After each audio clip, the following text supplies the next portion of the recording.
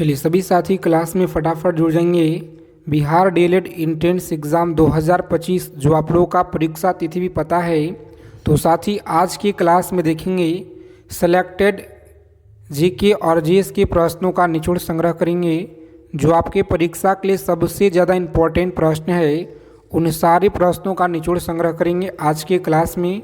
तो आज की क्लास आपके लिए बहुत ज़्यादा इम्पोर्टेंट रहने वाला है। जितने भी साथी इस बार अगर आप लोग अच्छे नंबरों से क्वालिफाई करना चाहते हैं तो इस क्लास को ज़रा भी स्किप न करेंगे, अंत तक देखिएगा। आपके पेपर में सवाल यहीं से मिलेंगे देखने को, बिल्कुल 100%। तो चलिए साथी क्लास शुरू करते हैं बिना देरी किए हुए। और थोड़ा सा हम जगह चेंज किए हुए हैं तो थोड़ा सा वॉइस प्रॉब्लम आप लोग मैनेज करेंगे, पीछे का आवाज़ आप लोग। तो चलिए क्लास शुरू करते हैं। जितने भी साथी लोग अगर क्लास में पहली बार विजिट किए हैं तो फटाफट से आप लोग चैनल को सब्सक्राइब कर लीजिएगा और बगल में एक बेल आइकन प्रेस करके ऑल पे ज़रूर आप लोग सेव कर लीजिएगा जी। पहला नंबर सवाल देखेंगे। पूछा गया सवाल है आपके डीएलएड एंट्रेंस एग्ज़ाम में कि संघ लोक सेवा आयोग के कामकाज का विवरण क्या होता है। बताएंगे कामकाज का जो विवरण है यह क्या होता है। तो साथियों याद रखेंगे यहाँ पे इस प्रश्न का सही आंसर आपका है, याद रखेंगे व्याख्यान 320। ए ऑप्शन को लॉक करेंगे यहाँ पे और आगे बढ़ेंगे जी। ए ऑप्शन रहेगा आपका राइट आंसर।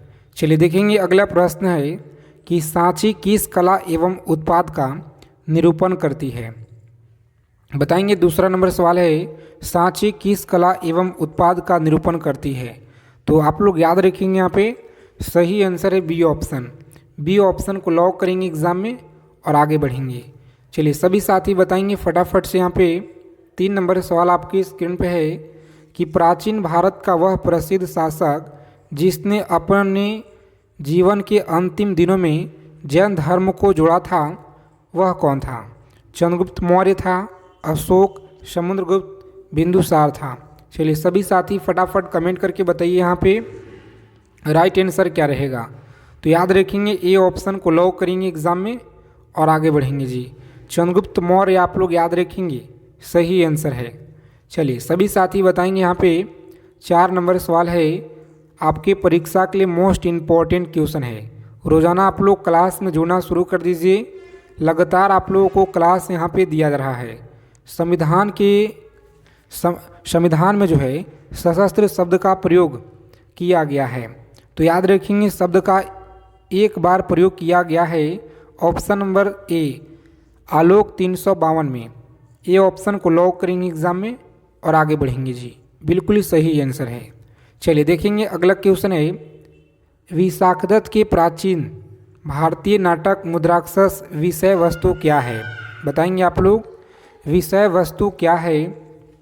तो लॉक करेंगे डी ऑप्शन और आगे बढ़ेंगे।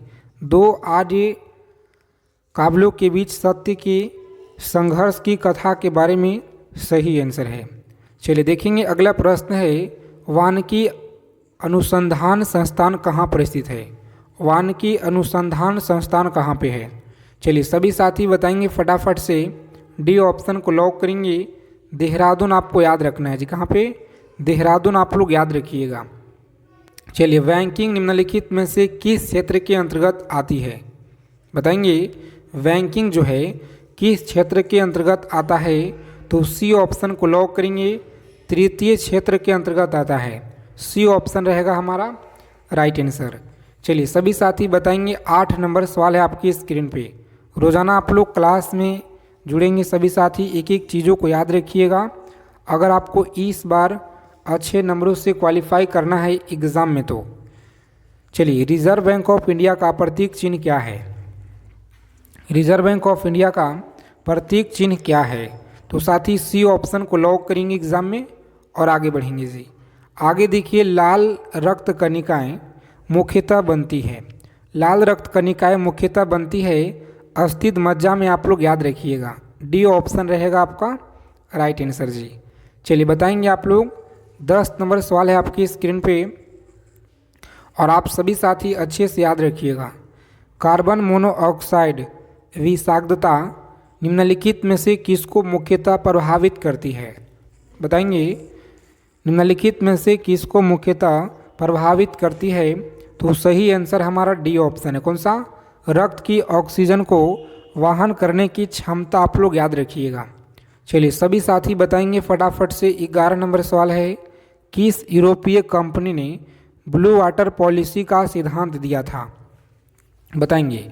ब्लू वाटर पॉलिसी का सिद्धांत दिया था। डी ऑप्शन को आप लोग लॉक करेंगे एग्जाम में और आगे बढ़ेंगे। फ्रांसिसियो आप लोग याद रखेंगे जी। चलिए, एलोरा में ओ की गुफाओं की संख्या कुल कितना है? चलिए बताएंगे सभी साथी, एलोरा में ओ की गुफाओं की कुल संख्या कितना है? तो याद रखेंगे सी ऑप्शन। कितना? 34 आपको याद रखना है, बिल्कुल सही आंसर है।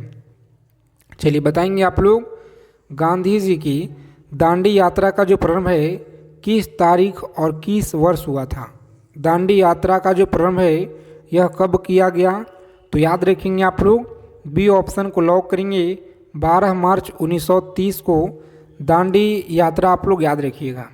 चलिए सभी साथी बताएंगे यहाँ पे, वर्ष 2011 के जनगणना के अनुसार भारत में न्यूनतम जनसंख्या घनत्व वाला राज्य कौन सा है? बताएंगे आप लोग, 2011 की जनगणना के अनुसार भारत में न्यूनतम जनसंख्या घनत्व वाला राज्य कौन सा है? तो सभी साथी अच्छे से याद रखेंगे यहाँ पे, अरुणाचल प्रदेश है जी। कौन सा? अरुणाचल प्रदेश आप लोग याद रखिएगा। चलिए, भारतीय संविधान के किस आर्टिकल में निर्वाचन आयोग के लिए प्रावधान किया गया है?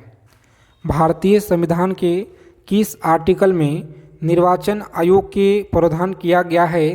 तो अच्छे से आप लोग याद रखिएगा यहाँ पे, सी ऑप्शन को लॉक करेंगे।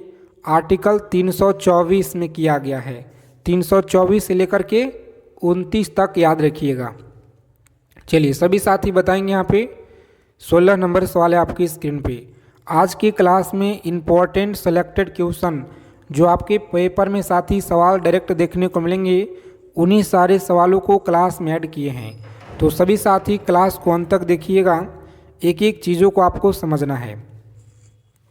चलिए, संविधान के किस आर्टिकल के आधार पर वित्तीय आपात की उद्घोषणा राष्ट्रपति करता है? सभी साथी क्लास को लाइक कर देंगे, और जितने भी साथी क्लास में पहली बार जुड़े हैं तो साथी चैनल को आप लोग सब्सक्राइब कर लीजिए और बगल में बेल आइकन प्रेस करके ऑल पे ज़रूर आप लोग सेव कर लीजिएगा। बताएंगे, संविधान के किस अनुच्छेद के आधार पर वित्तीय आपात की उद्घोषणा राष्ट्रपति करता है? तो याद रखेंगे आलोक 360 में, आर्टिकल 360 में आप लोग याद रखिएगा। चलिए आगे देखेंगे, अगला प्रश्न है कि समाजवादी अर्थव्यवस्था का जनक किसे कहा जाता है? समाजवादी अर्थव्यवस्था का जनक किसे माना जाता है? महात्मा गांधी, कार्ल मार्क्स को, लेनिन को या एडम स्मिथ को? तो अच्छे से आप लोग याद रखिएगा, बी ऑप्शन को लॉक करेंगे यहाँ पे और आगे बढ़ेंगे जी। बी ऑप्शन रहेगा हमारा राइट आंसर। आगे देखिए, भारतीय अर्थव्यवस्था के उदारीकरण का अग्रदूत किसे कहा जाता है? बताएंगे, भारतीय अर्थव्यवस्था के उदारीकरण का अग्रदूत किसे कहा जाता है?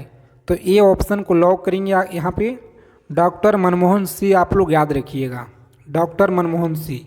चलिए सभी साथी बताएंगे यहाँ पे, 19 नंबर सवाल है कि निम्न में से कौन सी पर्वत चोटी भारत में है? बताएंगे, भारत में कौन सी पर्वत चोटी है? तो आप सभी लोग याद रखेंगे, सी ऑप्शन को लॉक करेंगे, कामेट चोटी है। कौन सा जी? कामेट आपको याद रखना है। चलिए बताएंगे, अगला सवाल है कि 1937 में कांग्रेस मंत्रिमंडल कितने प्रांतों में बने हैं? सभी को बताना है, 1937 में कांग्रेस मंत्रिमंडल कितने प्रांतों में बने हैं? तो सही आंसर सी ऑप्शन को लॉक करेंगे, 8 आप लोग याद रखिएगा। चलिए देखेंगे, अगला प्रश्न है, चलिए बताएंगे आप लोग, भारत के नेपोलियन किसे कहा जाता है? सभी को याद रखना है कि भारत का जो नेपोलियन है यह किसे कहा जाता है? तो साथियों याद रखेंगे, बी ऑप्शन को लॉक करेंगे एग्जाम में, समुद्रगुप्त को कहा जाता है। चलिए देखेंगे, अगला प्रश्न है कि तीनों गोलमेज सम्मेलन यह किस देश में हुआ था? तीनों गोलमेज सम्मेलन किस देश में हुआ था? तो डी ऑप्शन को लॉक करेंगे, ब्रिटेन में हुआ था। कहाँ पे? ब्रिटेन आप लोग याद रखिएगा। चलिए देखेंगे, अगला प्रश्न है, पूना समझौता 1932 के मध्य हुआ था। पुनः समझौता 1932 किसके मध्य हुआ था? तो सही आंसर आप लोग याद रखेंगे महात्मा गांधी एवं भीमराव अंबेडकर। ए ऑप्शन को लॉक करेंगे यहाँ पे और आगे बढ़ेंगे। आगे देखेंगे 24 नंबर सवाल है आपकी स्क्रीन पे कि तमिलनाडु एवं आंध्र प्रदेश तट को किस नाम से जाना जाता है? बताएंगे तमिलनाडु एवं आंध्र प्रदेश तट को किस नाम से जाना जाता है? तो साथ ही ए ऑप्शन आप लोग याद रखिएगा कोरोमंडल तट के नाम से जाना जाता है। चलिए देखेंगे अगला प्रश्न है कि प्रिज्म से गुजरने पे प्रकाश का कौन सा रंग सबसे अधिक विचलन दर्शाता है? बताएंगे 25 नंबर सवाल है प्रिज्म से गुजरने पर प्रकाश का कौन सा रंग है जो सबसे अधिक विचलन दर्शाता है? तो अच्छे से आप लोग याद रखिएगा यहाँ पे सी ऑप्शन को लॉक करेंगे, वैगनी रंग आप लोग याद रखेंगे। चलिए देखेंगे अगला प्रश्न है कि विश्व में तंबाकू उत्पादन में भारत का स्थान कौन सा है? विश्व में तंबाकू उत्पादन में भारत का जो स्थान है यह कौन सा है? तो साथियों बी ऑप्शन को लॉक करेंगे, सेकेंड स्थान है जी। आगे देखेंगे झूम क्या है? बताइए आप लोग झूम क्या है? तो झूम एक प्रकार का खेती का एक प्रकार है, तो याद रखेंगे सी ऑप्शन रहेगा हमारा राइट आंसर। अब तक कुल कितने बार भारत में राष्ट्रीय आपातकाल लागू किया चुका है? बताएंगे अब तक कुल कितने बार जो है भारत में राष्ट्रीय आपातकाल लागू किया जा चुका है? तो अच्छे से आप लोग याद रखेंगे 3 बार। कितना? 3 बार आप लोग याद रखिएगा। सभी साथी एक एक चीज़ों को अच्छे से याद रखेंगे। चलिए जितने साथी लोग क्लास में अगर पहली बार विजिट किए हैं तो साथी फटाफट आप लोग चैनल को सब्सक्राइब जरूर कर लीजिएगा और बगल में बेल आइकन प्रेस करके ऑल पे सेव कर लेंगे। फ्री पीडीएफ टेलीग्राम चैनल को आप लोग ज्वाइन कर लीजिएगा, लिंक आपको डिस्क्रिप्शन में दिया गया है। संविधान के आर्टिकल 1 में भारत को क्या कहा गया है? बताएंगे संविधान के आर्टिकल 1 में भारत को क्या कहा गया है? तो अच्छे से आप लोग याद रखेंगे बी ऑप्शन को लॉक करेंगे यहाँ पे, सॉरी सी ऑप्शन राज्यों का संघ, राज्यों का संघ कहा गया है। चलिए देखेंगे अगला प्रश्न है कि रंजीत सिंह को राजा की उपाधि किसने दी थी? रंजीत सिंह को राजा की उपाधि किसने दी थी? तो सी ऑप्शन आप लोग याद रखेंगे जामन शाह आपको याद रखना है। चलिए देखेंगे अगला प्रश्न है कि भारत में बजट व्यवस्था का जो आरंभ है किस वायसराय के काल में हुआ था? बताएंगे भारत में बजट व्यवस्था का आरंभ किस वायसराय के काल में हुआ था? तो अच्छे से आप लोग याद रखेंगे बी ऑप्शन को लॉक करेंगे एग्जाम में और आगे बढ़ेंगे जी। लॉर्ड कैनिंग आपको याद रखना है। चलिए सभी साथी क्लास को लाइक कर देंगे आगे चलने से पहले। और देखिए 32 नंबर सवाल आपके परीक्षा में लगातार पूछे गए हैं कि रविन्द्रनाथ टैगोर की गीतांजलि मुख्यतः निम्नलिखित में से किसकी संग्रह है? बताइए आप लोग यह जो है किसकी संग्रह है? तो अच्छे से यहाँ पे याद रखिएगा आप लोग। सही आंसर आपका ऑप्शन नंबर बी है जी। कौन सा? कविता आपको याद रखना है। बी ऑप्शन को लॉक करेंगे एग्जाम में और आगे बढ़ेंगे। चलिए सभी साथी बताइए 33 नंबर सवाल है कि चार्ल्स डार्विन की पुस्तक द ओरिजिन ऑफ स्पीसीज कब प्रकाशित हुई थी?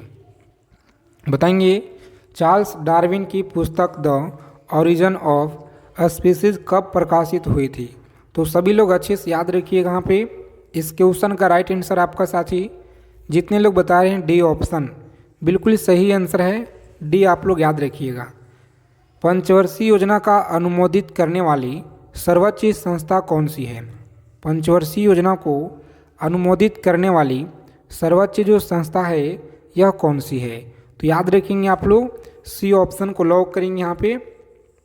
सी ऑप्शन आपका राइट आंसर है राष्ट्रीय विकास परिषद। चलिए देखिए 35 नंबर सवाल है आपके परीक्षा के लिए बहुत ही इम्पोर्टेंट है और इसे आप लोग जरूर याद रखिएगा परीक्षा में जाने से पहले कि बिहार में ब्रिटिश सत्ता का सर्वप्रथम जो विरोध है यह किसने किया था? बिहार में ब्रिटिश सत्ता का सर्वप्रथम विरोध किसने किया था? तो याद रखेंगे ए ऑप्शन को लॉक करेंगे अली गौहर आप लोग याद रखिएगा जी।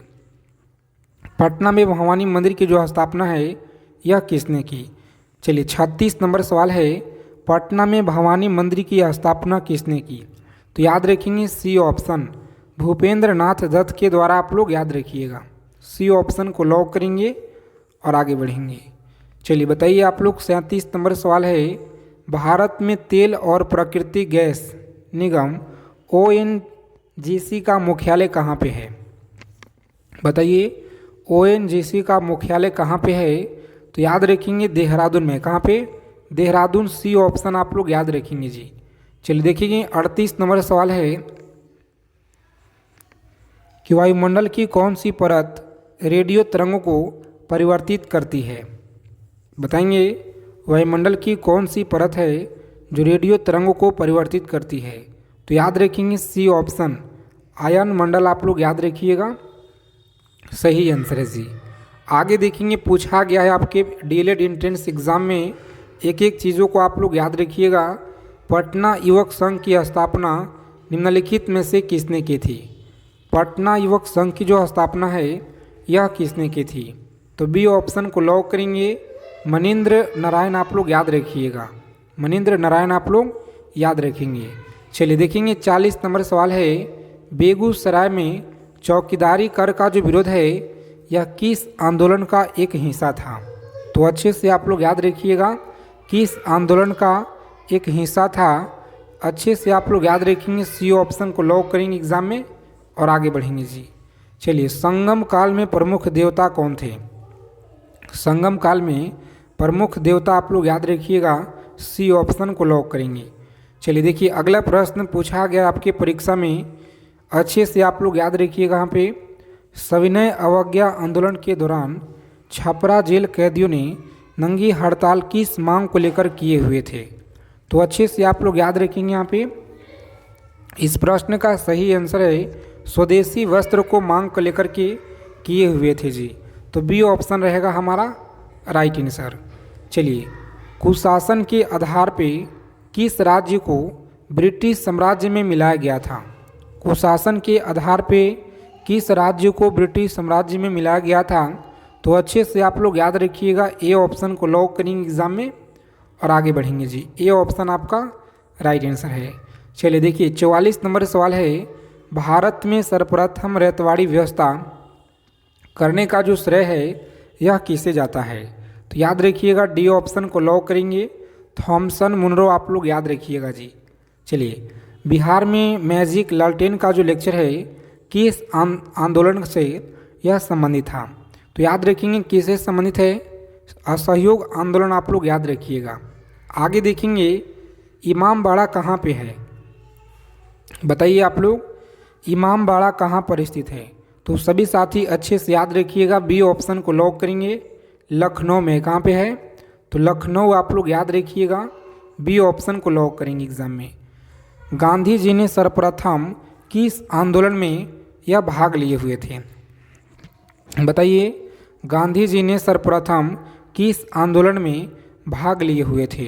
तो अच्छे से आप लोग याद रखिएगा साथी, इस प्रश्न का सही आंसर है option number B, B option को लॉक करेंगे, चंपारण आप लोग याद रखिएगा। आगे देखेंगे किस नेता को जीवन काल में 2 बार काला पानी की सज़ा हुई थी? बताइए आप लोग, 2 बार जो है काला पानी की सज़ा हुई थी। तो अच्छे से आप लोग याद रखिए, यहाँ पे ए ऑप्शन को लॉक करेंगे, सचिंद्र नाथ सन्याल। अच्छे से याद रखिएगा ए ऑप्शन। चलिए सभी साथी क्लास को लाइक कर देंगे। आगे चलने से पहले रोज़ाना आप लोग क्लास में जुड़ेंगे इसी समय पे। तो याद रखेंगे 7 कितना है? तो 7 महाद्वीप आप लोग याद रखिएगा, पृथ्वी पर कुल 7 महाद्वीप है। आगे देखेंगे विश्व का जो सबसे बड़ा महाद्वीप है यह कौन सा है? विश्व का सबसे बड़ा महाद्वीप है एशिया महाद्वीप, जो डी ऑप्शन आपको दिया गया है राइट आंसर। तो डी ऑप्शन को लॉक करेंगे एग्जाम में और आगे बढ़ेंगे। चलिए देखेंगे यहाँ पे साथी अगला प्रश्न है कि विश्व का जो प्रथम विश्वविद्यालय है यह कौन सा है? बताएंगे विश्व का प्रथम विश्वविद्यालय कौन सा है?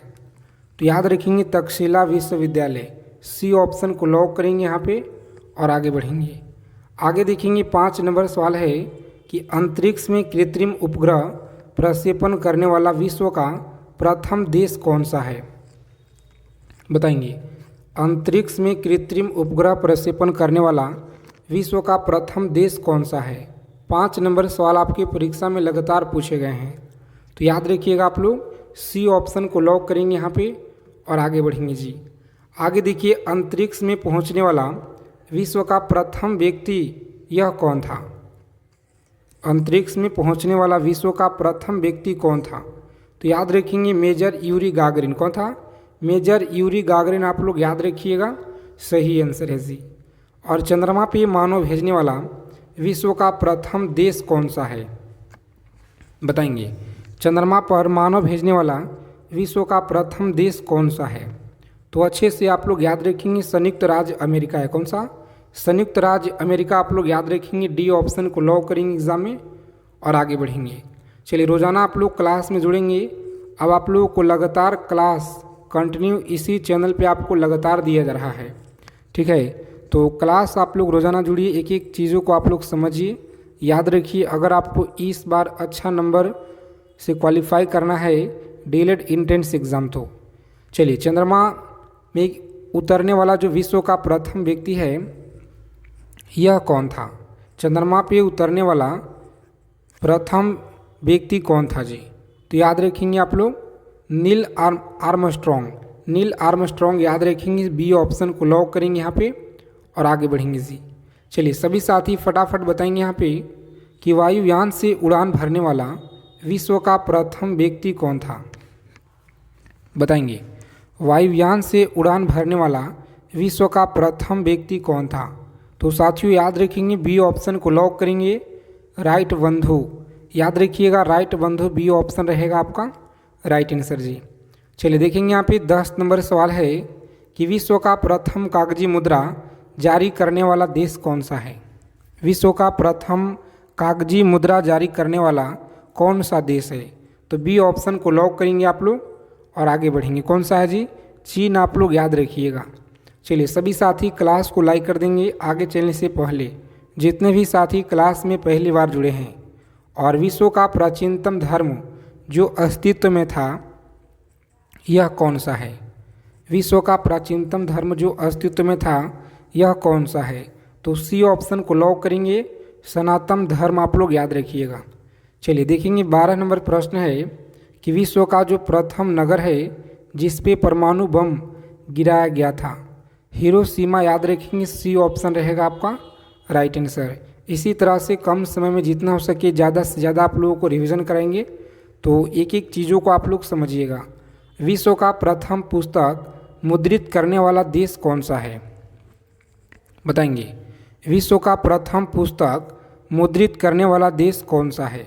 तो साथियों याद रखेंगे चीन है। कौन सा? चीन आप लोग याद रखेंगे, डी ऑप्शन को लॉक करेंगे और आगे बढ़ेंगे। चलिए देखेंगे यहाँ पे अगला प्रश्न है कि विश्व का प्रथम महिला प्रधानमंत्री कौन थी? बताएंगे। विश्व का प्रथम महिला प्रधानमंत्री कौन थी? तो अच्छे से आप लोग याद रखेंगे, ए ऑप्शन को लॉक करेंगे, एस भंडार नायके याद रखिएगा। चलिए, विश्व का सबसे बड़ा द्वीप समूह कौन सा है? विश्व का सबसे बड़ा द्वीप समूह कौन सा है? तो याद रखेंगे आप लोग, ए ऑप्शन को लॉक करेंगे, इंडोनेशिया आप लोग को याद रखना है। इंडोनेशिया आप लोग याद रखिएगा, सही आंसर है जी। चलिए, सभी साथी बताएंगे यहाँ पे 16 नंबर सवाल है कि विश्व का जो सबसे अधिक आबादी वाला शहर कौन सा है? बताएंगे। विश्व का सबसे अधिक आबादी वाला शहर कौन सा है? तो याद रखेंगे टोक्यो है। कौन सा जी? टोक्यो आप लोग याद रखेंगे, बी ऑप्शन को लॉक करेंगे यहाँ पे और आगे बढ़ेंगे। चलिए, सभी साथी बताएंगे यहाँ पे 17 नंबर सवाल है कि विश्व का सबसे छोटी महाद्वीप कौन सा है? विश्व का जो सबसे छोटा महाद्वीप है यह कौन सा है? तो अच्छे से आप लोग याद रखेंगे, सी ऑप्शन को लॉक करेंगे, ऑस्ट्रेलिया आपको याद रखना है, सही आंसर है जी। चलिए बताएंगे सभी साथी कि विश्व का जो सबसे बड़ा देश है यह कौन सा है? तो विश्व का सबसे बड़ा देश की बात की जाए तो यह रूस है। कौन सा? रूस आप लोग याद रखेंगे, बी ऑप्शन में दिया गया है साथी, सही आंसर। चलिए, विश्व का सबसे बड़ा डेल्टा कौन सा है? बताएंगे। विश्व का सबसे बड़ा डेल्टा कौन सा है? तो तो याद रखेंगे सुंदरवन का डेल्टा कौन सा है, सुंदरवन का डेल्टा आप लोग याद रखिएगा। यह सवाल आपकी परीक्षा में लगातार पूछे गए हैं। चलिए देखेंगे अगला प्रश्न है कि विश्व का सबसे बड़ा बांध कौन सा है। चलिए बताएंगे आप लोग विश्व का सबसे बड़ा बांध कौन सा है। तो यहाँ पे याद रखेंगे आप लोग सही आंसर है ऑप्शन नंबर सी, भव्य बांध आप लोग याद रखिएगा, सी ऑप्शन को लॉक करेंगे। चलिए देखेंगे अगला प्रश्न है कि विश्व का सर्वाधिक मतदाताओं वाला देश कौन सा है। विश्व का सर्वाधिक मतदाताओं वाला देश कौन सा है। तो प्यारा भारत आप लोग याद रखेंगे, ए ऑप्शन को लॉक करेंगे यहाँ पे और आगे बढ़ेंगे जी। आगे देखेंगे विश्व का सबसे बड़ा महाकाव्य कौन सा है। विश्व का जो सबसे बड़ा महाकाव्य है यह कौन सा है। तो अच्छे से आप लोग याद रखेंगे, सी ऑप्शन को लॉक करेंगे यहाँ पे, महाभारत आप लोग याद रखिएगा, महाभारत है। चलिए सभी साथी बताएंगे यहाँ पे कि विश्व में सबसे बड़ा द्वीप कौन सा है। विश्व में सबसे बड़ा द्वीप कौन सा है। तो अच्छे से आप लोग याद रखेंगे, ए ऑप्शन को लॉक करेंगे, ग्रीनलैंड है। कौन सा, ग्रीनलैंड आप लोग याद रखिएगा। चलिए बताएंगे सभी साथी 24 नंबर सवाल है आपकी स्क्रीन पे जी कि विश्व में सबसे बड़ा द्वीप समुद्र कौन सा है। तो द्वीप समुद्र की बात की जाए तो ऑप्शन नंबर बी, भूमध्य सागर आप लोग याद रखिएगा, बी ऑप्शन को लॉक करेंगे। चलिए सभी साथी बताएंगे यहाँ पे कि विश्व का उच्चतम पर्वत चोटी कौन सा है। विश्व का उच्चतम पर्वत चोटी कौन सा है। तो यहाँ पे याद रखेंगे आप लोग सही आंसर है, ए ऑप्शन को लॉक करेंगे, माउंट एवरेस्ट आप लोग याद रखिएगा, सही आंसर है। और विश्व में सबसे बड़ा महासागर कौन सा है। चलिए बताएंगे सभी साथी कि विश्व में सबसे बड़ा महासागर कौन सा है जी। तो अच्छे से आप लोग याद रखिएगा, बी ऑप्शन को लॉक करेंगे, प्रशांत महासागर है। कौन सा, प्रशांत महासागर आप लोग याद रखिएगा। चलिए देखेंगे 27 नंबर सवाल है आपकी स्क्रीन पे, विश्व में सबसे अधिक वितरण वाला अंग्रेजी अखबार कौन सा है। बताएंगे आज की क्लास में पूरे 100 क्वेश्चन देखेंगे हम लोग, जो आपकी परीक्षा के लिए बहुत ही ज़्यादा इम्पोर्टेंट है। तो जितने भी साथी इस बार परीक्षा देने वाले हैं, इस क्लास को आप लोग बिना स्किप किए अंत तक देखिएगा, क्योंकि यहाँ से सवाल आपके पेपर में साथी डायरेक्ट देखने को मिलेंगे, बिल्कुल 100%। चलिए विश्व में सबसे अधिक वितरण वाला अंग्रेजी अखबार कौन सा है। बताएंगे अंग्रेजी अखबार आप लोग याद रखिएगा, सही आंसर है C option, the Times of India आप लोग याद रखिएगा। चलिए बताएंगे विश्व में सबसे लंबा रेलवे प्लेटफॉर्म कहाँ पे है। विश्व में सबसे लंबा रेलवे प्लेटफॉर्म कहाँ पे है। तो गोरखपुर में आप लोग याद रखिएगा, सी ऑप्शन को लॉक करेंगे एग्जाम में और आगे बढ़ेंगे। चलिए सभी साथी बताएंगे यहाँ पे 29 नंबर सवाल है आपकी स्क्रीन पे जी कि विश्व में सबसे बड़ा जनसंख्या वाला देश कौन सा है। विश्व में सबसे बड़ा जनसंख्या वाला कौन सा देश है। तो चीन आप लोग याद रखिएगा, बी ऑप्शन को लॉक करेंगे एग्जाम में और आगे बढ़ेंगे। चलिए विश्व में सबसे लंबा नदी कौन सा है। बताएंगे विश्व में सबसे लंबा नदी कौन सा है। तो प्यारे साथियों आप लोग याद रखेंगे नील नदी है। कौन सा, नील नदी आप लोग याद रखिएगा। चलिए विश्व का सबसे लंबी सुरंग कौन सा है। बताएंगे विश्व का जो सबसे लंबी सुरंग है यह कौन सा है। तो अच्छे से आप लोग याद रखिएगा, नार्वे सुरंग है। कौन सा, नार्वे सुरंग आप लोग याद रखिएगा जी। चलिए देखेंगे यहाँ पे 40 नंबर सवाल है आपकी स्क्रीन पे, प्रजातीय पक्षपात का निराकरण के लिए अंतर्राष्ट्रीय दिन कब मनाया जाता है। चलिए बताएंगे आप लोग यह कब मनाया जाता है। तो सभी साथी अच्छे से याद रखेंगे, 40 नंबर क्वेश्चन है, इसका जो सही आंसर है साथी ए ऑप्शन आप लोग याद रखिएगा, 21 मार्च आपको याद रखना है। ठीक है, चलिए सभी साथी क्लास को लाइक कर देंगे और पीडीएफ के लिए आप लोग व्हाट्सएप चैनल को ज्वाइन कर लीजिए, जिसका लिंक आपको डिस्क्रिप्शन में दिया गया है। विश्व खाद्य दिवस किस दिन मनाया जाता है। बताएंगे विश्व खाद्य दिवस जो है यह किस दिन मनाया जाता है। तो साथियों याद रखेंगे 16 अक्टूबर को मनाया जाता है विश्व खाद्य दिवस, याद रखिएगा। चलिए, यूनेस्को ने किस मंदिर को विश्व विरासत के स्थल के रूप में घोषित किया है? यूनेस्को ने किस मंदिर को विश्व विरासत स्थल के रूप में घोषित किया है? तो अच्छे से आप लोग याद रखेंगे, बी ऑप्शन को लॉक करेंगे, महाबोधि आपको याद रखना है। चलिए, विश्व जल दिवस कब मनाया जाता है? बताएंगे, विश्व जल दिवस कब मनाया जाता है? तो याद रखिएगा 22 मार्च को। कब मनाया जाता है? 22 मार्च आप लोग याद रखिएगा। चलिए देखेंगे, अगला प्रश्न है कि अंतर्राष्ट्रीय महिला दिवस यह कब मनाया जाता है? बताएंगे, अंतर्राष्ट्रीय महिला दिवस कब मनाया जाता है? तो सभी को याद रखना है यहाँ पे। सही आंसर हमारा सी ऑप्शन है। कौन सा? 8 मार्च आपको याद रखना है, 8 मार्च को मनाया जाता है।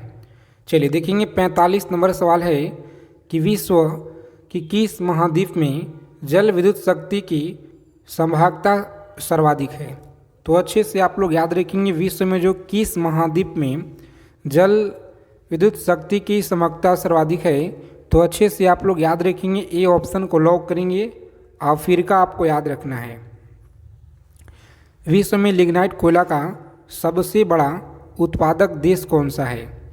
बताएंगे, विश्व में लिग्नाइट कोयला का सबसे बड़ा जो उत्पादक देश है यह कौन सा है? तो सभी को याद रखना है, जर्मनी है। कौन सा? जर्मनी आपको याद रखना है। डी ऑप्शन को लॉक करेंगे एग्जाम में और आगे बढ़ेंगे जी। चलिए सभी साथी बताइए यहाँ पे। अगला प्रश्न है कि विश्व में स्वच्छ जल की मछली की सबसे बड़ा उत्पादक देश कौन सा है? स्वच्छ जल की मछली की सबसे बड़ा उत्पादक देश कौन सा है? तो याद रखिएगा आप लोग, सही आंसर हमारा डी ऑप्शन है। कौन सा? चीन आपको याद रखना है साथी, राइट आंसर है। चलिए देखेंगे, विश्व में बॉक्साइट का सर्वाधिक संचित भंडार कहाँ पाया जाता है? बताएंगे, विश्व में बॉक्साइट का सर्वाधिक जो संचित भंडार है यह कहाँ पाया जाता है? तो साथियों आप लोग याद रखिएगा, यहाँ पे बी ऑप्शन को लॉक करेंगे, ऑस्ट्रेलिया में आप लोग याद रखिएगा जी। चलिए बताएंगे, अगला प्रश्न है कि विश्व का एक प्रमुख मत्स्य क्षेत्र डॉगर बैंक यह कहाँ पर स्थित है? बताएंगे, विश्व का एक प्रमुख मत्स्य क्षेत्र जो है डॉगर बैंक कहाँ पर स्थित है? तो सभी साथी याद रखेंगे, ए ऑप्शन को लॉक करेंगे। यहाँ पे उत्तरी सागर में आपको याद रखना है। कहाँ पे है? उत्तरी सागर आपको याद रखना है। चलिए देखेंगे, अगला प्रश्न है कि विश्व का बृहत्तम मत्स्य आहरण जो क्षेत्र है यह कहाँ पे है? विश्व का बृहत्तम मत्स्य आहरण क्षेत्र कहाँ पे है? तो सभी साथी अच्छे से याद रखेंगे, यहाँ पे ए ऑप्शन को लॉक करेंगे, ग्रैंड बैंक आपको याद रखना है जी।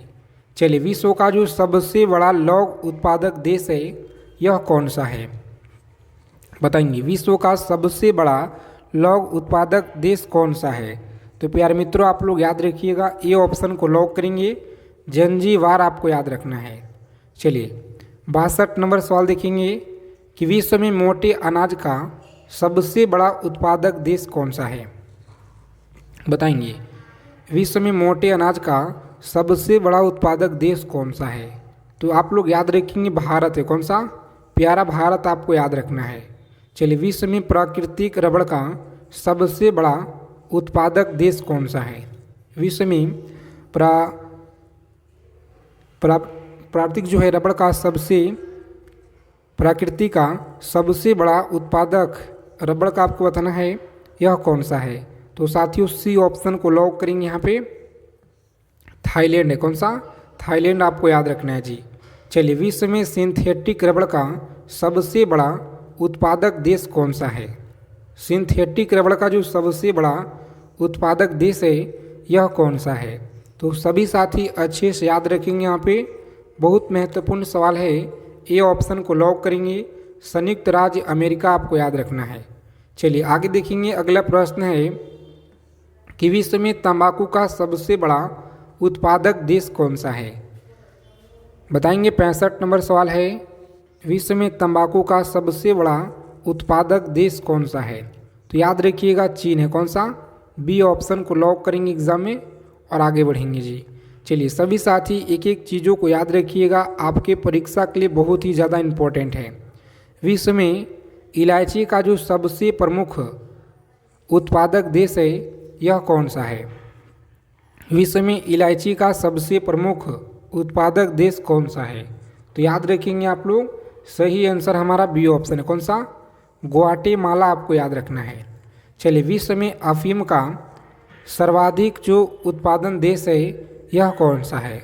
विश्व में अफीम का सर्वाधिक उत्पादन देश कौन सा है? तो सभी साथी याद रखेंगे, बी ऑप्शन को लॉक करेंगे। यहाँ पे अफगानिस्तान आपको याद रखना है जी। कौन सा है? अफगानिस्तान।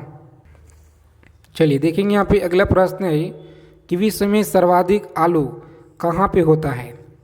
बताएंगे विश्व में जो सर्वाधिक आलू है यह कहाँ पे होता है? 68 नंबर सवाल है, बी ऑप्शन को लॉक करेंगे। रोजाना आप लोग क्लास में जुड़िएगा, लगातार आप लोगों को क्लास दिया जा रहा है। चलिए देखेंगे विश्व में अंगूर का जो सर्वाधिक उत्पादन करने वाला देश है यह कौन सा है? सभी साथी बताएंगे फटाफट से। यहाँ पे राइट आंसर आपको याद रखना है, लॉक करेंगे ए ऑप्शन, इटली आपको याद रखना है जी। चलिए, विश्व में जैतून विस्तृत क्षेत्र में उगाया जाता है।